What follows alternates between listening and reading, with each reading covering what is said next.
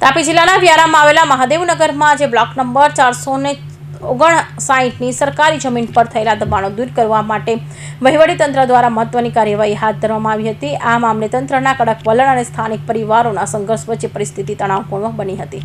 વહીવટીતંત્રના અધિકારીના જણાવ્યા મુજબ સરકારી જમીન પર કરવામાં આવેલા તમામ દબાણો ગેરકાયદેસર હતા। આ બાબતે અગાઉ તંત્ર દ્વારા રહીશોને વારંવાર નોટિસ ફટકારી જગ્યા ખાલી કરવા સૂચના આપવામાં આવી હતી। છેલ્લી નોટિસમાં અધિકારીએ સ્પષ્ટ શબ્દોમાં જણાવી દીધું હતું કે જો નિર્ધારિત સમયમાં દબાણ દૂર કરવામાં નહીં આવે તો સરકારી મશીનરીનો ઉપયોગ કરી દબાણ હટાવવામાં આવશે।